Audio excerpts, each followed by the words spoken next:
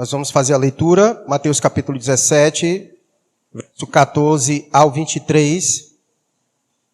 Você que nos visita pela primeira vez, você pode acompanhar o canal do YouTube de nossa igreja e verificar as outras mensagens. Nós temos feito a exposição desse evangelho e lá estão todas as outras mensagens. Então você pode conferir lá para você acompanhar.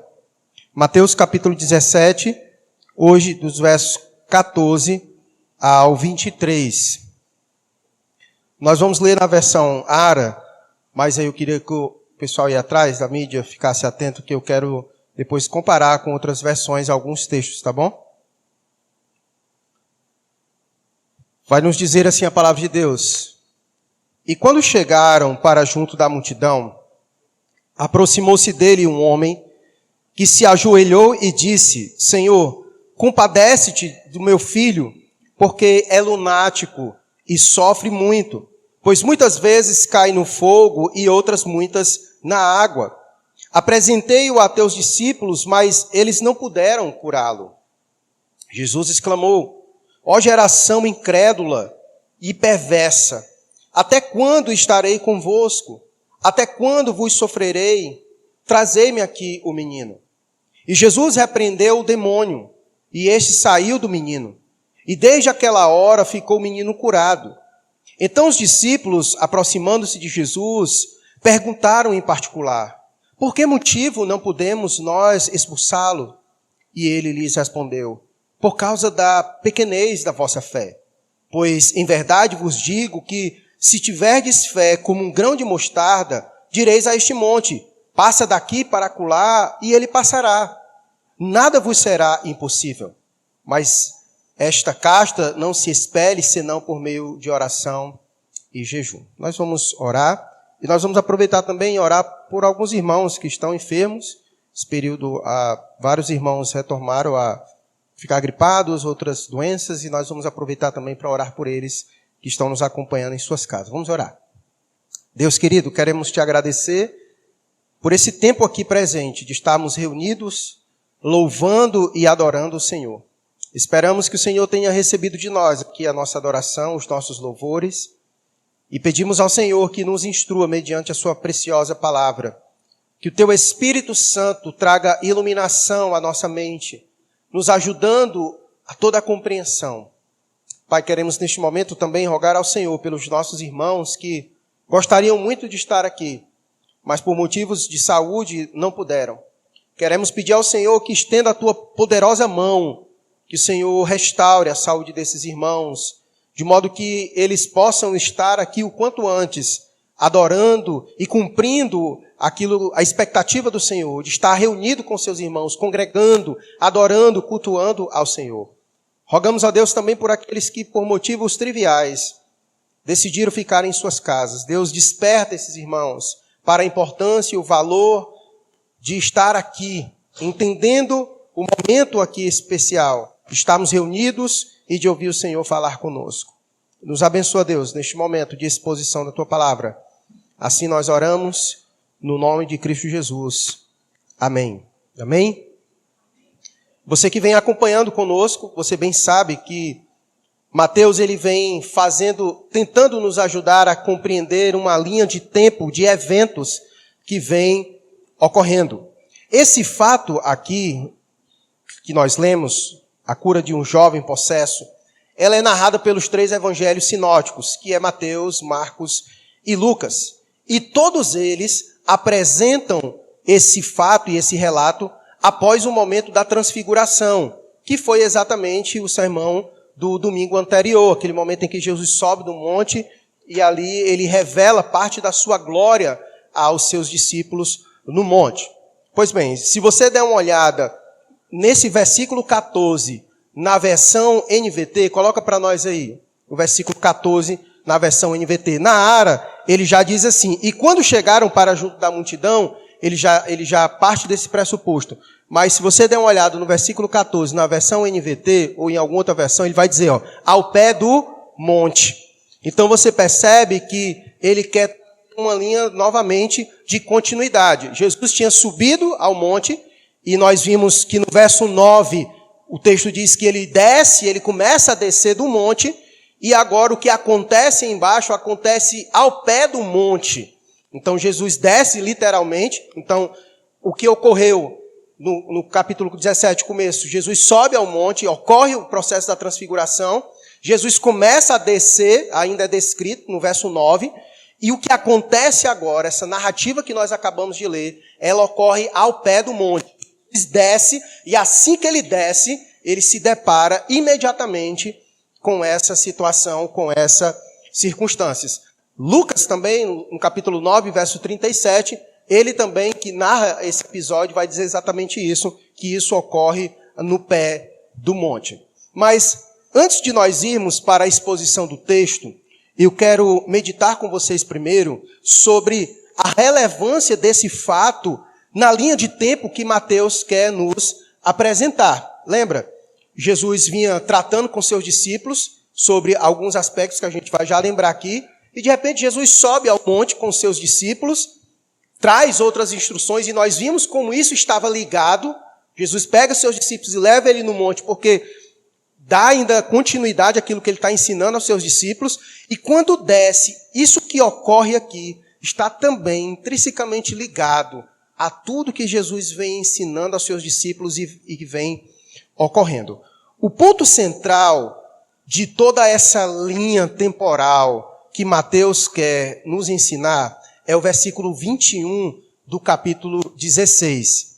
O versículo 21 do capítulo 16, ele é um verso chave para tudo que vem acontecendo posteriormente, inclusive nessa passagem. Coloca aí só o versículo 21 do capítulo 16 para nós, por favor.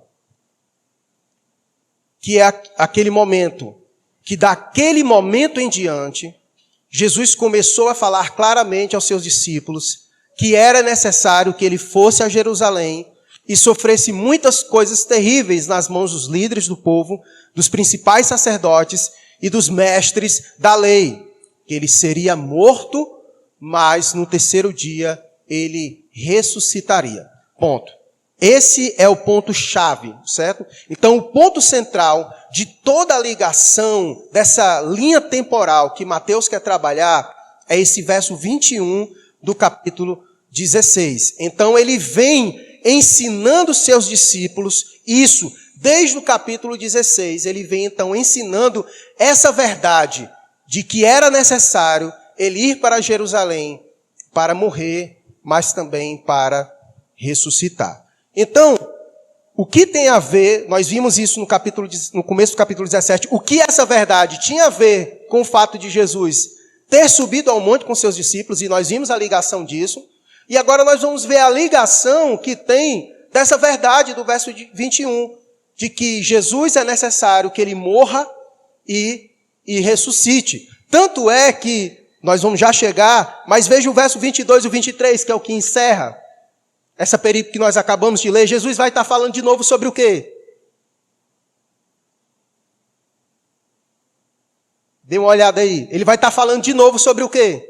Sobre a morte e a sua ressurreição. Perceba, tudo fica conectado e empurrando e apontando para isso. Por isso que esses episódios, eles estão conectados com essa verdade. E Mateus quer apresentar isso nessa linha temporal de eventos que vem acontecendo.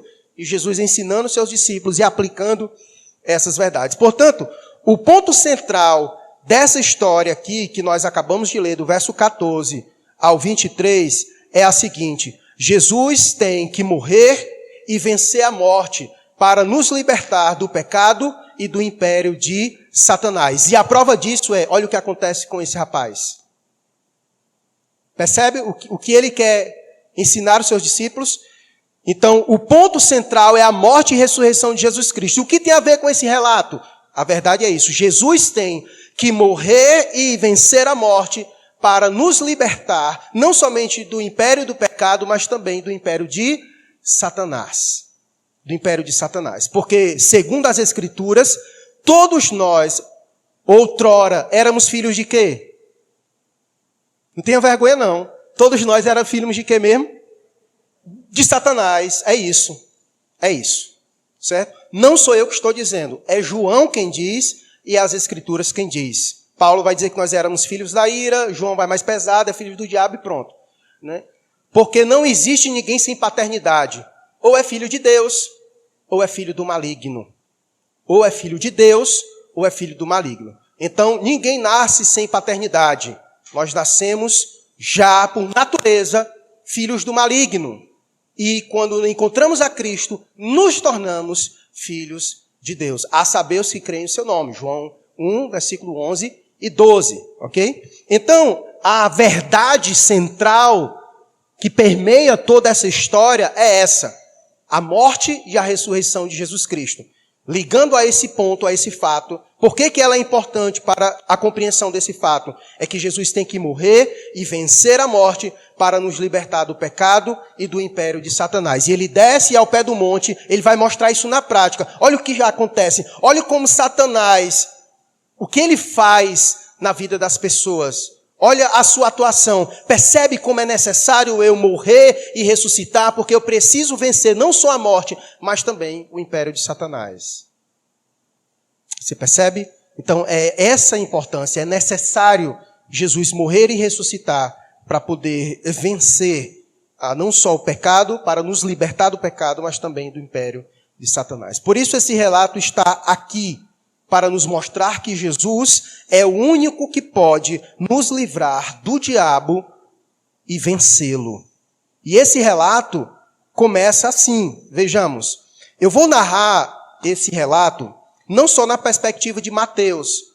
Eu quero levar vocês também a dar uma olhada como Marcos apresenta esse texto e também como Lucas apresenta. Por quê? Porque cada um deles vai juntando a peça de toda essa narrativa. E é interessante para isso porque vai enriquecer não só o texto, não só a narrativa, mas também as aplicações. Então a gente vai dar uma olhada quanto a isso. E eu quero, nessa noite, com base nesse texto, trabalhar duas perspectivas.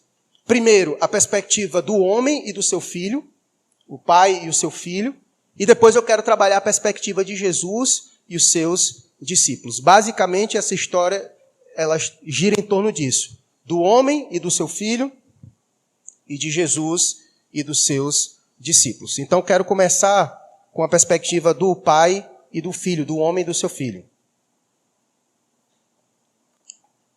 Versículo 14.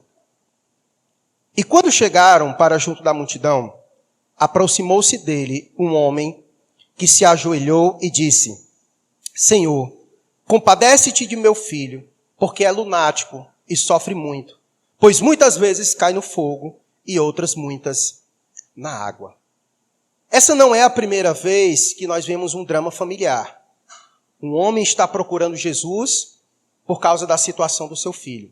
Nós acabamos de ver esse relato no capítulo 15, da mulher cananeia, que a sua filha estava na mesma condição. Ela procurou Jesus e disse: Senhor, tem compaixão da minha filha, porque tem um espírito imundo nela. E agora é um homem que procura Jesus e diz a mesma coisa. Ele diz: Senhor Jesus, tem compaixão do meu filho, porque ele é lunático e sofre muito. A priori a gente olha e pensa que o menino é só uma doença. Mas quando a gente chega no verso 18, e a gente vai só ler e depois a gente retoma, e diz: Jesus repreendeu um demônio. Opa, o menino era lunático e Jesus está repreendendo um demônio? Então, é uma percepção clara de que a doença, aquilo que acontecia com aquele menino, não era meramente físico, mas de cunho espiritual. Tudo aquilo que estava acontecendo com ele tinha uma natureza espiritual. Mas bem, voltemos para verso 14 e 15. Essa história de um drama familiar é interessante porque essa não é a primeira vez que acontece e nos mostra como Jesus é expert em resolver problemas de família. E isso é uma razão de ser, porque Deus ama a família. E o caso desse homem é, de fato, lamentável. Eu creio que deva ser muito doloroso para um homem ver seu filho numa condição dessa a que o filho desse homem se encontrava, como da mulher cananeia. Mas vejamos aqui o que Marcos vai nos trazer mais informação sobre essa situação desse homem e desse menino, que Mateus ele é mais simples, mas Marcos ele já abrange um pouco mais. Mas vamos juntar as informações. O texto aqui diz, no verso 15, o homem diz: compadece do meu filho porque ele é lunático e sofre muito. Muitas vezes cai no fogo e outras muitas na água. Vamos ver o que Marcos vai falar sobre isso. Marcos capítulo 9, verso 14 a 18. Coloca para nós aí. Para ver o que ele agrega mais a essa situação desse homem e desse filho. Marcos capítulo 9, verso 14 a 18. Diz: quando eles se aproximaram dos discípulos, viram numerosa multidão ao redor e que os escribas discutiam com eles. Pode passar. E logo toda a multidão, ao ver Jesus, tomada de surpresa, correu para ele e o saudava. Então ele interpelou os escribas: que é que discutis com ele? E um dentre a multidão respondeu: mestre, trouxe-te o meu filho, possesso de um espírito mudo. E este, onde quer que o apanha, lança-o por terra, e ele espuma, rilha os dentes e vai definhando. Roguei a teus discípulos que o expelissem, e eles não puderam. Então você percebe que o texto vai dando mais informações. Coloca o verso 20 para nós.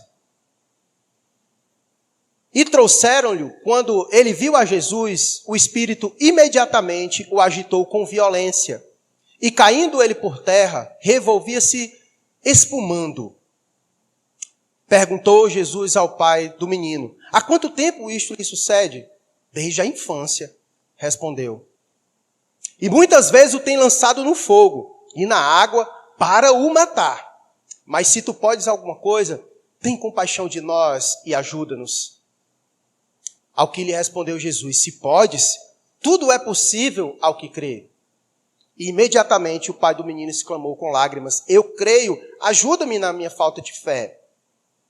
Vendo Jesus que a multidão concorria, repreendeu o espírito imundo, dizendo-lhe: espírito mudo e surdo, eu te ordeno, sai deste jovem e nunca mais torne a ele. E ele, clamando e agitando muito, saiu, deixando como se estivesse morto, a ponto de muitos dizerem: morreu. Mas Jesus, tomando pela mão, o ergueu e ele se levantou. Então perceba o drama familiar, o drama do texto e o que acontece. Perceba como Marcos, volta lá para o nosso texto, por favor, lá de Mateus. Perceba como Marcos ele abre mais a situação. Ele vai dizer que a situação do menino era realmente maior do que o que Mateus apresenta. Uma das coisas que nós percebemos é que, com clareza que Marcos diz, que a intenção do espírito naquele menino era matá-lo. Era matá-lo. O objetivo era esse, matá-lo. Tanto é que quando Jesus expele o demônio do menino, o menino cai como se tivesse morrido. Porque essa era a intenção dele, de matar aquele menino. E o interessante é que Jesus pergunta: desde quando isso está acontecendo? E ele: desde que ele era criança. Então perceba que há muito tempo aquele pai sofria por causa do seu filho. Não era de agora. Era um sofrimento já fazia muito tempo. Aquele espírito maligno atormentava aquela família há tempos. E por isso que esse homem chega diante de Jesus em um espírito de humilhação. Veja o verso 14 novamente. E quando chegaram para junto da multidão, aproximou-se dele um homem que se ajoelhou. A ideia de ajoelhar aqui não é a ideia de adorar, é a ideia de se humilhar. Esse homem reconhece que ele precisa se humilhar. Esse homem é um homem sofrido. E ele ouviu falar da fama de Jesus, sabe quem é Jesus, sabe que Jesus é poderoso para fazer isso, muito embora a sua fé esteja fraca diante da circunstância e da situação. Como nós vimos em Marcos, que ele diz: Senhor, se tu podes fazer isso, e o Senhor: se eu posso, tudo é possível ao que crê, pois me ajude na minha falta de fé. Aquele homem estava fragilizado com toda a circunstância, com todo o tempo de vida sofrida em ver seu filho naquela circunstância de situação. Quando ele vê Jesus, ele se humilha na presença de Jesus. E essa é uma postura interessante e que deve ser destacada. Esse homem se ajoelhou, uma postura de humildade na presença de Jesus. Como diz as Escrituras, Deus resiste aos soberbos, mas concede graça aos humildes. Como disse C.S. Lewis, Deus tem poder para te levantar. Ajoelhe-se. É isso. Deus tem poder para te levantar. Ajoelhe-se. Esse é o caminho para que Deus possa nos erguer. A humildade, o reconhecimento de quem Jesus é. Esse homem se ajoelha diante de Jesus e clama a Jesus pelo seu filho. Ele diz, verso 15, Senhor, compadece-te do meu filho. Então, Jesus pede, o homem pede a Jesus, Senhor, tem compaixão, ou seja, olha para o meu filho e sinta a dor que ele passa. Olhe para ele, tenha compaixão, que o teu coração se sensibilize a essa situação do meu filho. É isso que esse homem deseja que Jesus faça. Tenha compaixão, porque é o ato de compaixão de Jesus, de olhar para a nossa situação, que faz com que ele haja em nosso favor. Foi olhar para nós e nos ver em nossa condição, que Jesus se compadeceu, desceu do seu trono de glória e veio agir em favor de nós. Então o homem clama e pede, Senhor, tem compaixão do meu filho. E como eu disse, a situação do menino era desesperadora para o seu pai. Principalmente porque ela tinha uma aparência física, mas a sua natureza era espiritual. E aqui eu quero mais uma vez tocar nesse ponto e a gente discutir sobre isso. Já falei isso outras vezes, mas vez por outra, textos como esse voltam à tona para nos ensinar essa preciosa verdade. Olhando meramente, se você for ver em livros de comentários ou qualquer outra coisa, os sintomas daquilo que esse menino sentia eram sintomas de ataque epilético. Então, o que esse menino sentia, aparentemente, era isso. Muito provavelmente, se ele fosse levado a um médico, seria esse diagnóstico que o médico daria. E faria um tratamento com base nisso, com medicamentos para tratar a epilepsia. Mas o texto nos assegura com muita propriedade que toda a consequência, que todos os efeitos, que todos os sintomas que aquele menino tinha, que ele sofria, tinha uma natureza. A natureza não era patológica, a natureza era espiritual. Havia um demônio que estava atormentando aquele menino. E isso nós precisamos perceber e entender com clareza. Por quê? Porque esse ainda é um quadro real. Esse ainda é um quadro real de muitas enfermidades nossas.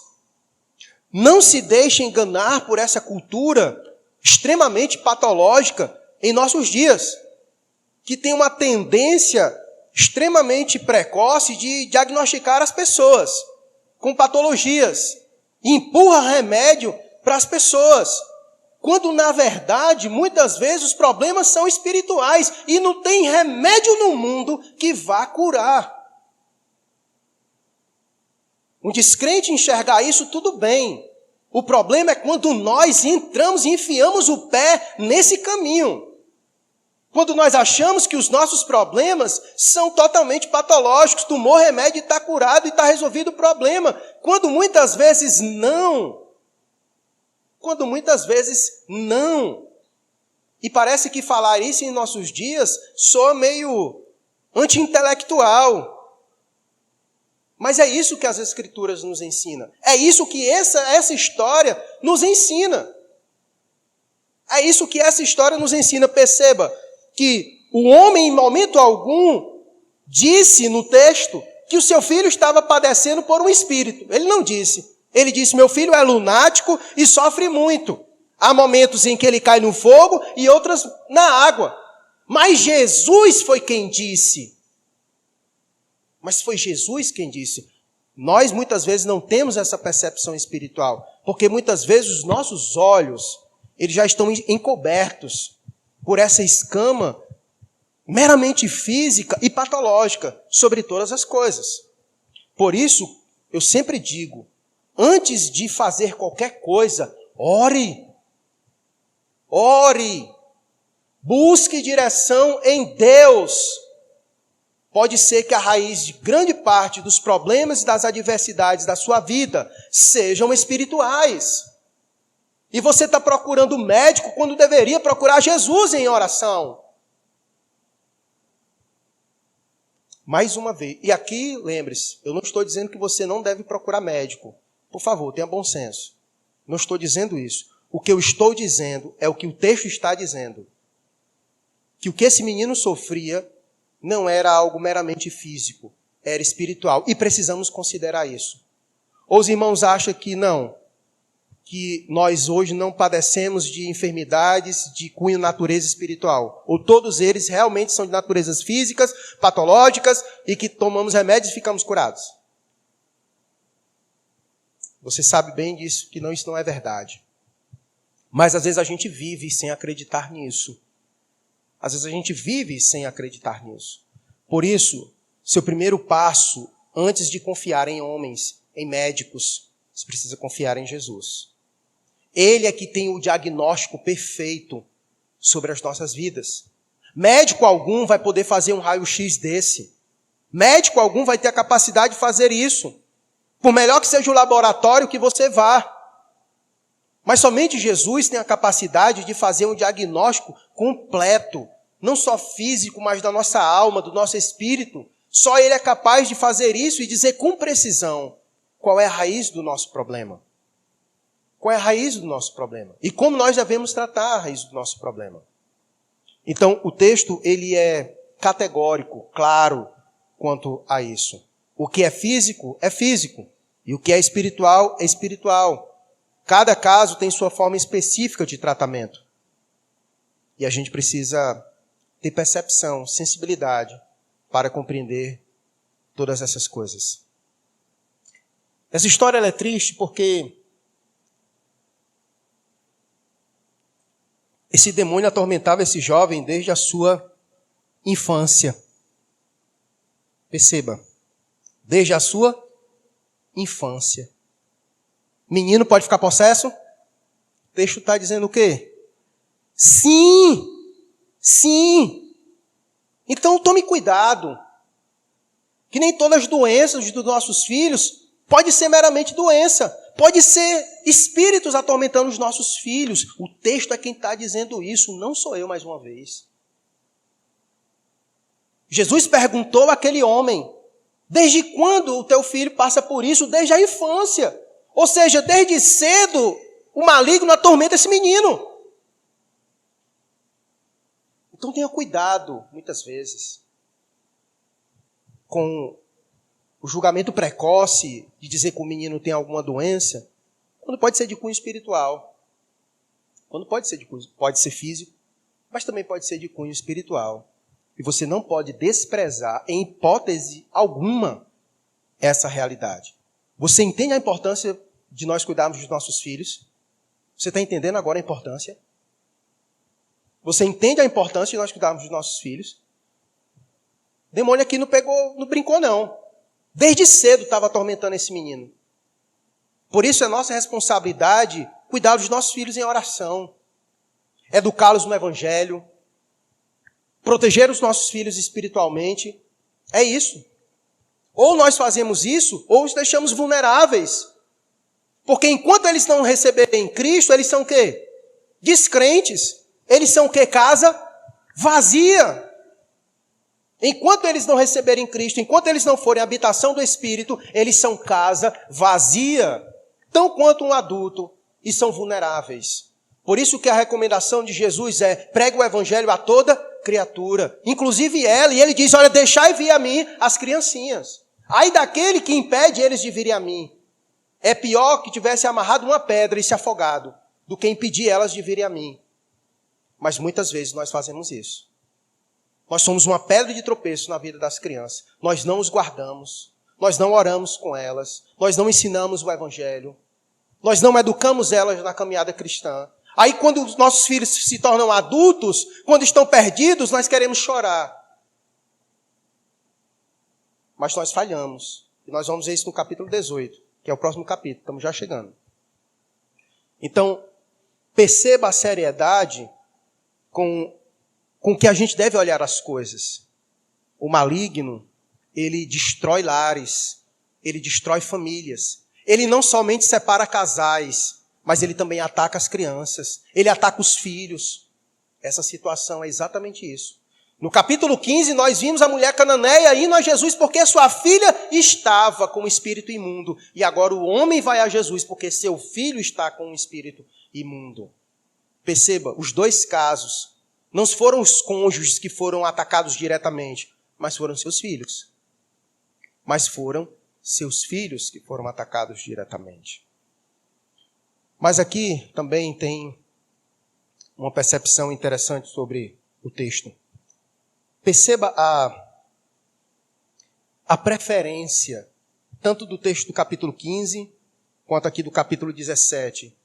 A preferência dos demônios para com as crianças e os jovens. Para com o público jovem. A filha e o filho. Muito embora hoje não se veja muitos jovens possessos, no sentido literal, mas a quantidade de jovens que vivem enlaçados por Satanás é muito, é pouco. Olhe para a nossa geração. É uma geração que é guiada extremamente pela voz do maligno. Eles vivem um mundo, mas com muita euforia. Perceba a característica dos jovens do mundo. É marcante para o mundo inteiro. É como se é aquela fase da vida de dar tudo e de viver tudo quanto pode viver. Aquela fase de sem limites, de tudo que os meus olhos desejam, tudo que o meu coração deseja, eu vivo. É a fase de colocar para fora todas as concupiscências da carne. E isso marca a juventude. Mas ao mesmo tempo que isso marca a juventude, isso também destrói a juventude. Porque quando os jovens conseguem passar da juventude, eles chegam na vida adulta arrasadas, cheia de traumas, cheia de marcas, por uma vida devassa, em dissolução, que viveram, marcadas pela loucura da vida, pela loucura do mundo. Quando muitos conseguem passar, chegam na fase adulta com a vida já acabada e vão construir famílias já com muitas lacunas na sua vida. Porque é comum, de acordo com o mundo, os jovens viverem isso. Então, há uma voz, é como aquela voz que estoura a boiada, que incentiva os jovens a seguirem o curso do seu coração e do mundo. Então, muito embora muitos jovens não sejam possessos na palavra literal, mas a quantidade de jovens que vivem laçados por Satanás são muitos. É só olhar para a nossa geração e nós percebermos o quanto isso é real. Perceba como a juventude ela é perdida. Como ela é perdida. Mas, graças a Deus, que nem tudo está perdido. Essa história e a história do capítulo 15 nos mostra mais uma vez que Jesus continua libertando os jovens acorrentados por Satanás em todo o mundo. Jesus continua fazendo isso. Jesus libertou a filha daquela mulher cananeia. E aqui no verso 18, Jesus também libertou esse jovem. Versículo 18. E Jesus repreendeu o demônio, e este saiu do menino, e desde aquela hora ficou o menino curado. Graças a Deus, nem tudo está perdido. Jesus continua libertando os jovens acorrentados por Satanás em todo o mundo. Nós temos jovens aqui que foram libertados por Satanás? Temos? Temos. Todo mundo conhece a minha história. Eu fui libertado jovem e eu vivi aprisionado por Satanás. E vocês conhecem. Jovens que foram libertados por Jesus Cristo das amarras, das correntes de Satanás. Jesus continua fazendo isso hoje. Quantos jovens só hoje nós não temos aqui? Mas cuidado. Satanás pode até não nos roubar mais a salvação, uma vez dada em Cristo Jesus. Mas ele pode nos roubar a alegria dessa salvação, nos fazendo tropeçar em nossos pecados. Muito embora, uma vez em Cristo, seja impossível, como nós já vimos aqui, de nós sermos possessos, mas nós não estamos livres das suas armadilhas, nós não estamos livres das suas influências, nós não estamos livres das suas setas. Lemos aqui o texto no começo do culto de Efésios capítulo 6, onde Paulo diz que a gente deve se revestir da armadura de Deus. Para quê? Para resistir às ciladas de quem? Do diabo. Os crentes também sofrem. Muito embora não sejamos mais possessos, não há possível, porque não pode habitar em nós o Espírito de Deus e o Espírito do maligno, mas nós estamos sujeitos. Basta nós darmos ocasião e ele pode causar um estrago em nossa vida. Então perceba a singularidade do texto e mais uma vez a relevância de nós atentarmos para isso. Por isso que o texto lido pela irmã em Efésios é um texto bom, porque Paulo vai dizer que a nossa luta não é contra sangue e contra carne, mas contra quem? Os principados e as potestades. E quem são os principados e as potestades? Os demônios. Os demônios. Esses são os nossos adversários. E nós precisamos atentar para isso. E nós veremos que o grande insucesso da nossa vida é por não atentarmos exatamente para essa realidade. Fechamos aqui um parêntese e depois a gente retoma nas aplicações. Vimos a situação do pai e do seu filho, do homem e do menino. Mas vejamos nessa história a relação de Jesus com os seus discípulos e como se encaixa nessa relação do homem e do seu filho. Ao descer do monte, nós vimos no relato de Marcos a seguinte coisa. Coloca de novo aí o texto de Marcos, por favor. Marcos capítulo 9. Coloca o verso 14. Quando eles se aproximaram dos discípulos, viram numerosa multidão ao redor e que os escribas discutiam com ele. E logo toda a multidão, ao ver Jesus tomado de surpresa, correu para ele e o saudava. Então ele interpelou os escribas. O que é que vocês estão discutindo com os meus discípulos? Quem são esses discípulos? Ora, subiu ao monte só quantos discípulos? 3. 3 discípulos subiram e os 9 ficaram embaixo, ao pé do monte. E quando Jesus desce, Jesus encontra uma multidão ao redor e os escribas discutiram com seus discípulos. E eles chegam, o que é isso aí que está acontecendo? Que discussão é essa? Jesus pergunta, e no versículo 17. E um dentre a multidão respondeu, mestre, eu trouxe-te aqui o meu filho possesso de um espírito imundo. E aí é quando ele vai dar aquela resposta. Voltemos lá para o texto. Aqui só para dar uma luz mais na situação. Versículo 16 do nosso texto, que ele diz, apresentei-o a teus discípulos, mas eles não puderam curá-lo. Então a cena é a seguinte, Jesus está descendo do monte, ele desce, e ao pé do monte, quando ele chega, ele vê aquela discussão, aquela discutindo lá, e Jesus, o que é que está acontecendo aí? E Jesus percebeu que os escribas estavam discutindo com seus discípulos. E estava aquela numerosa multidão vendo, só torcendo para ver quem ia apanhar. E Jesus pergunta, o que é que está acontecendo? Qual é a discussão com os meus discípulos? E o texto então diz que o homem, não foram os escribas quem responderam, mas o próprio homem que trouxe o seu filho. Ele diz no verso 16, apresentei aos teus discípulos o meu filho, mas eles não puderam curá-lo. Então, a situação é isso. O homem responde a Jesus. Trouxe o meu filho aos teus discípulos, mas eles não puderam curá-lo. Essa constatação acerca do insucesso dos discípulos de Jesus merece a nossa atenção. Porque, perceba a insatisfação de Jesus quando esse homem responde. Quando o homem diz o que aconteceu, olha a insatisfação de Jesus no verso 17. Jesus exclamou: ó geração incrédula e perversa, até quando estarei convosco? Até quando vos sofrerei? Trazei-me aqui esse menino. Perceba a insatisfação de Jesus quando o homem disse: eu trouxe o meu filho aos teus discípulos, mas eles não puderam fazer nada. Perceba a insatisfação de Jesus com seus discípulos pelo que acabara de acontecer.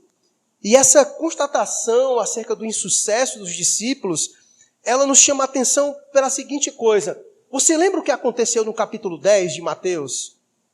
Você lembra qual foi a autoridade que Jesus deu para os seus discípulos? Coloca aí o capítulo 10 de Mateus. Só o verso 1. Coloca aí para nós. Olha o que diz o texto. Tendo chamado seus 12 discípulos, deu-lhe Jesus autoridade sobre espíritos imundos para expelir e para curar toda sorte de doenças e enfermidade. Perceba, Jesus deu o que para eles?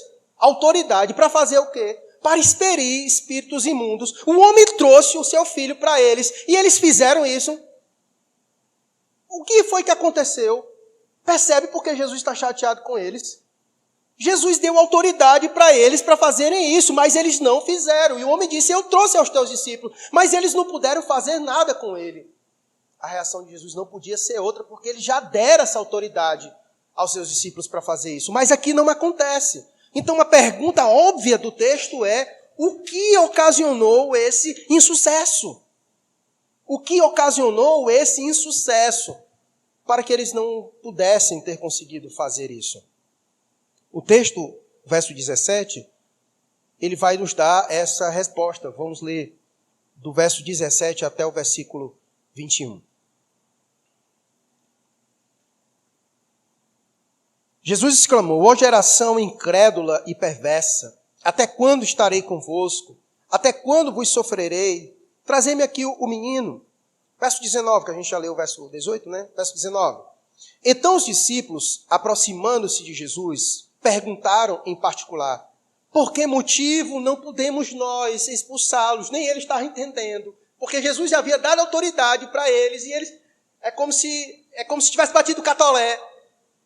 Estava com a arma, estava carregada, deu o tiro, bateu o catolé. O que está acontecendo?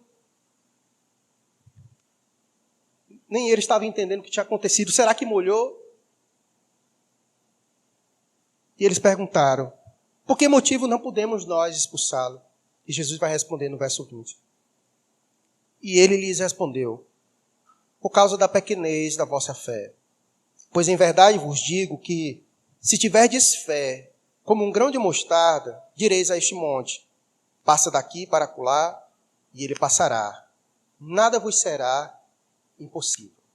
Mais uma vez você lembra as referências proverbiais de Jesus. Nós já aprendemos aqui que o grão de mostarda é uma referência proverbial para aquilo que é pequeno.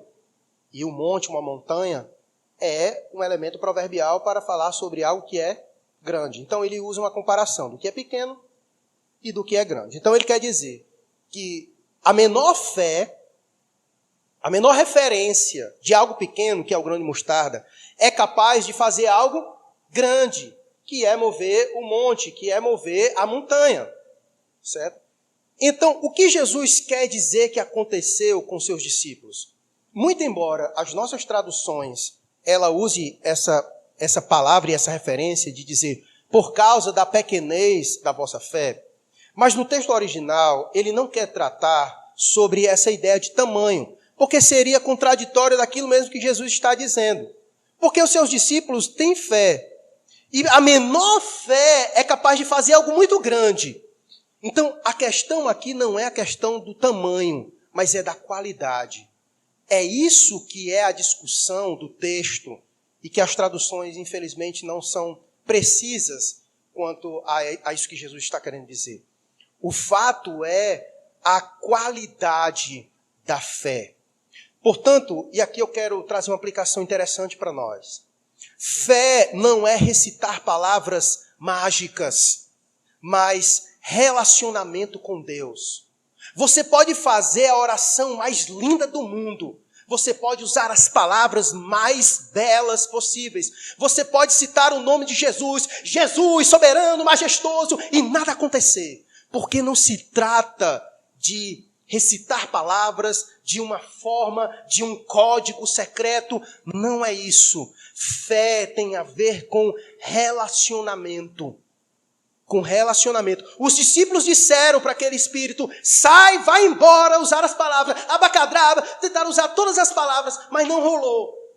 Porque não são as palavras, mas é o relacionamento. E por isso a decepção de Jesus com seus discípulos naquele momento. Por isso a decepção dele, não só com seus discípulos, mas com a geração. Inclusive, faltou não somente para os seus discípulos, mas para também o pai do menino, que disse, Senhor, me ajuda na minha falta de fé. Estava todo mundo ali, fraco. Por isso que o demônio estava pintando e bordando ali no meio de todo mundo. Porque, no que diz respeito a relacionamentos, a coisa não estava legal, não. E é interessante a gente ver isso. Tem um exemplo muito legal na Bíblia, que é em Atos capítulo 19. Coloca para nós aí, por favor, esse relato. Agora você tem que combinar comigo, que você não vai poder rir, tá certo? Combinado? Atos capítulo 19, versículo 11 a 17. Coloca na versão NVT, que eu acho que vai ficar mais claro. Deus concedeu a Paulo, perceba o texto, o poder de realizar milagres extraordinários. Quando lenços ou aventais usados por ele eram colocados sobre os enfermos, estes eram curados de suas doenças e deles saíam espíritos malignos. Alguns judeus viajavam pelas cidades expulsando espíritos malignos. E eles tentavam usar o nome de Jesus dizendo, ordeno que saia em nome de Jesus a quem Paulo anuncia. Os homens que faziam isso eram os 7 filhos de Seva, um dos principais sacerdotes. Certa ocasião, o espírito maligno respondeu, eu conheço Jesus e conheço Paulo, mas quem são vocês? O homem possuído pelo espírito maligno saltou em cima dele e os atacou com tanta violência que fugiram da casa, nu, que é despido, e feridos. E a notícia do ocorrido se espalhou rapidamente por toda a cidade de Éfeso, tanto entre judeus quanto entre gregos. E sobre eles veio um temor reverente e o nome do Senhor Jesus era engrandecido. Viu o que aconteceu? Homens achavam que era só usar as palavras mágicas. Eu te expulso em nome de Jesus e em nome de Paulo. E o demônio disse, eu sei quem é Jesus, sei quem é Paulo, mas quem és tu? E o texto diz que o homem possesso pulou para cima deles, deu-lhes uma pisa, tirou a roupa deles e eles foram embora nu. Essa foi a cena. Porque não se trata de recitar palavras, de um código secreto, de uma oração decorada, bonitinha, com palavras bonitas. Não se trata disso. Se trata de relacionamento com Deus. Isso é fé. Isso é a essência da fé. E o que tem a ver com essa situação? Volta lá para o nosso texto, de Mateus capítulo 17.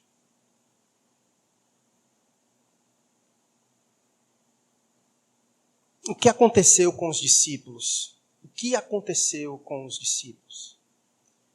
É possível que no pouco período em que Jesus esteve ausente, quando subiu ao monte, Jesus passou entre 1 a 2 dias. É muito possível e é muito provável que nesse tempo seus discípulos foram negligentes com os meios de graça oferecidos para fortalecer a sua comunhão com Deus. Como assim, pastor? O senhor está dizendo que nesse período de 1 dia, 2 dias, eles não oraram, não buscaram a Deus? É isso mesmo. É isso mesmo. Por que o senhor está dizendo isso? Porque o texto sugere exatamente isso. Veja o que diz Jesus no verso 21. Essa espécie não sai senão com oração e... Então por que eles não saíram com os discípulos? Porque estava faltando o quê? É uma dedução óbvia. É uma dedução óbvia. Eles perguntaram, por que eles não saíram com a gente? Porque esse tipo de espírito é só com oração e jejum. Logo, vocês estão faltosos com isso. Logo, vocês estão faltosos com isso. Porque a razão de não ter conseguido é essa. Porque esse tipo de espírito só sai com jejum e oração. E vocês não estão se apropriando dos meios de graça para fortalecer a comunhão de vocês com Deus de forma apropriada. Os discípulos naquele momento estavam fracos. Por isso Jesus falou, por causa da pequenez da vossa fé. Aquele que sonda os nossos corações, aquele que conhece o nosso íntimo, disse, vocês estão distantes do Pai. Vocês estão distantes do Pai. Mas como assim? É possível andar com Jesus e estar distante do Pai? É óbvio que sim. Quem era que estava entre os 12? Quem? Judas. Ele estava perto ou longe? Estava longe. Estava longe. Ele estava muito mais perto de Satanás do que de Deus. Perceba. Perceba o que o texto quer nos ensinar. Seus discípulos foram negligentes com os meios de graça, oferecidos para fortalecer a sua comunhão com Deus. E quais são esses? Segundo o texto, oração e jejum. Meus irmãos, o ministério de Jesus é marcado pela sua disciplina. Se Jesus não abriu mão desses meios de graça, consegue perceber isso em diversos momentos, né? Jesus, na atividade total do seu ministério, há diversos momentos que ele faz o quê?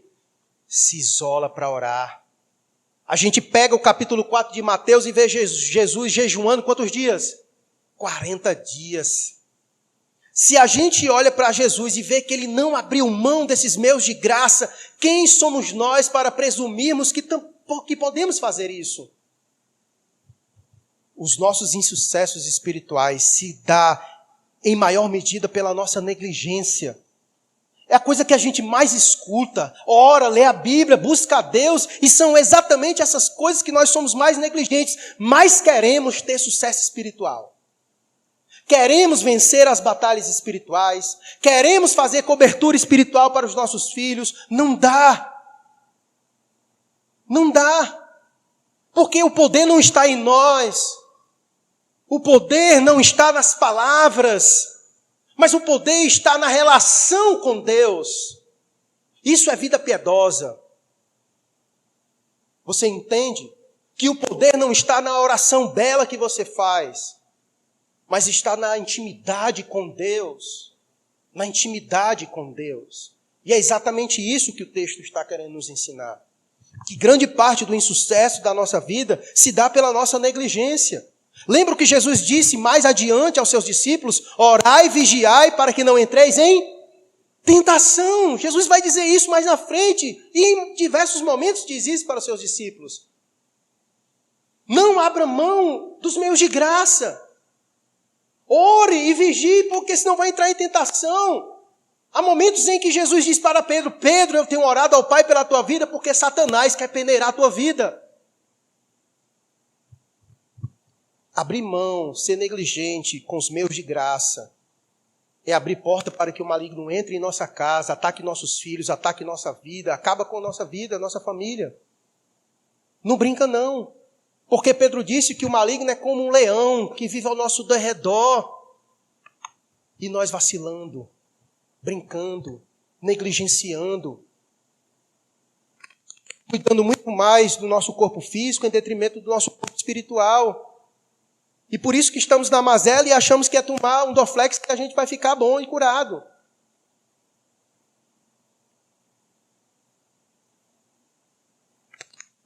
Eu sei que é mais fácil a gente buscar terapeutas do que buscar Jesus em oração. Mas tente fazer isso. É de graça. Não paga nada. E é sucesso certo. É sucesso certo.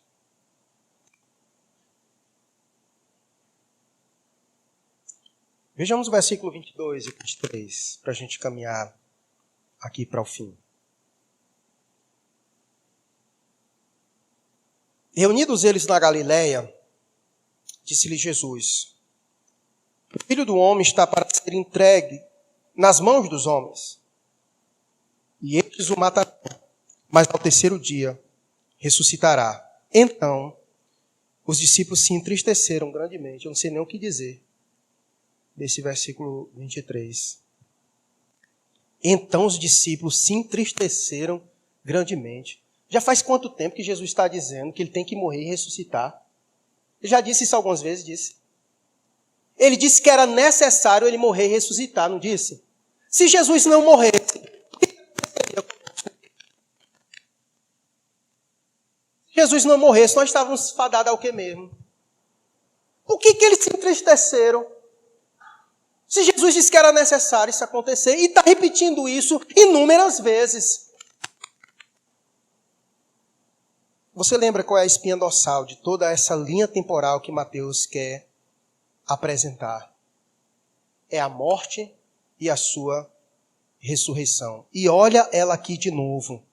Nós acabamos de ver ela no verso 9.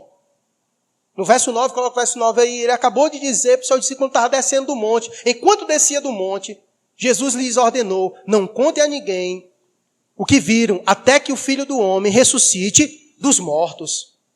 Então ele estava descendo do monte dizendo isso. Desceu do monte e falou isso de novo, e os caras ficaram tristes. A sessão ela não poderia encerrar de um modo mais frustrante do que esse.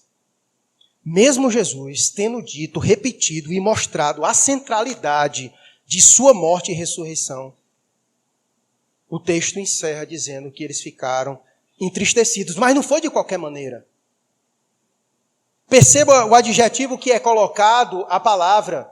Não foi de qualquer jeito. Eles não ficaram tristes, não foi. O texto diz que eles ficaram como? Tristes de que maneira? Grandemente.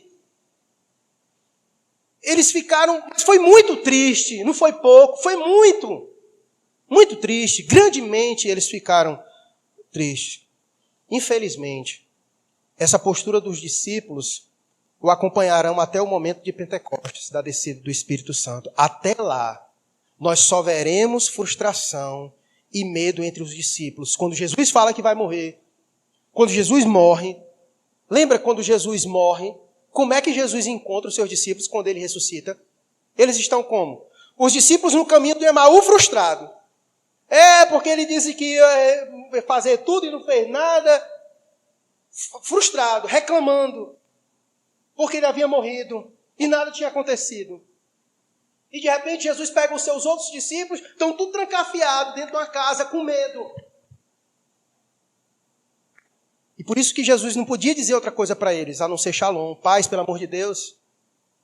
Eu disse isso para vocês tantas vezes. Por que vocês são tão tardios? Por que vocês são tão incrédulos? Por isso que o verso 17, Jesus disse: ó geração incrédula e perversa, até quando eu vou ficar convosco? Até quando eu vou dizer as mesmas coisas e vocês agindo contrário a isso? Eles ficaram nisso até mesmo que Jesus morreu, até mesmo depois dele morrer. Eles continuaram tristes, com medo. E isso só veio mudar quando o Espírito Santo desceu sobre eles. Porque o Espírito Santo de Deus nos capacita com coragem e ousadia. Com coragem e ousadia. Até lá, medo e frustração tomaram conta dos discípulos. Mas sobre você repousa o Espírito Santo de Deus, amém? Então não há espaço para medo e nem covardia. É bem verdade que o maligno pode fazer muitas coisas, mas muito mais pode o nosso Senhor. Porque maior é o que está em nós do que o que está no mundo. Tiago vai dizer que se nós nos achegarmos a Deus, o diabo fugirá de nós. Se nós nos achegarmos a Deus, o diabo fugirá de nós. Portanto, não há o que temer, porque maior é o que está em nós do que o que está no mundo. E você deve confiar em Jesus. Você deve confiar a sua vida a Ele. Você deve confiar a sua família a Ele. Crendo, confiando no Senhor. Mas para isso, não somente crendo da boca para fora, como nós aprendemos no texto, buscando relacionamento com Ele. Porque é exatamente isso que fará a diferença. É isso que vai nos guardar, a nossa relação com o Senhor. Quanto maior for a nossa relação com Deus, maiores também serão os nossos sucessos espirituais. Como nós vimos, o insucesso dos discípulos se deu exatamente pela negligência de uma boa relação com o Senhor, por eles terem exatamente aberto mão dos meios de graça para se relacionar com Deus. E a pergunta que eu quero fazer para a conclusão é: como anda a tua vida? O que você tem feito dos meios de graça que Deus te deu para que você fortaleça a sua comunhão com Ele? Como anda a tua vida de oração? Já fez jejum alguma vez na tua vida? Como anda a tua vida nesta área? É impossível ter sucesso sem isso. Às vezes pessoas chegam aqui para contar os problemas da vida dela para mim, e elas acham que eu vou resolver o problema delas com oração. Elas acham que eu vou falar alguma coisa, vou dar alguma receita, de fazer assim, chupa 3 limão e outra coisa e tu vai ficar bom. Mas não é assim. A vida não é assim. A vida cristã não é assim. Nós vivemos em uma cultura imediatista que acha que as coisas acontecem assim, mas não funciona assim. Deus pode até operar pela sua misericórdia, mas esse não é o padrão. Esse não é o padrão. O padrão é a gente seguir uma vida diária, de busca, de constância, de perseverança, por meio dos meios de graça que Deus nos deu, a oração, o jejum, a leitura da palavra. São essas coisas que nos fortalecem, que nos aproximam de Deus e que nos ajudam a ter sucesso na caminhada cristã. Outra coisa é só venda de marqueteiro, coaching aí, metida a gospel nos nossos dias. Essa é a receita bíblica para nós. Se a gente não atentar para isso, há uma grande chance do maligno causar muito estrago em nossa vida e em nossas famílias. Como nós lemos, ele faz isso, mas graças a Deus, porque Jesus é mais poderoso do que ele e pode nos acudir, como acudiu esse homem e acudiu aquela mulher que estava com sua filha na mesma situação. Vamos orar e pedir a Deus que nos ajude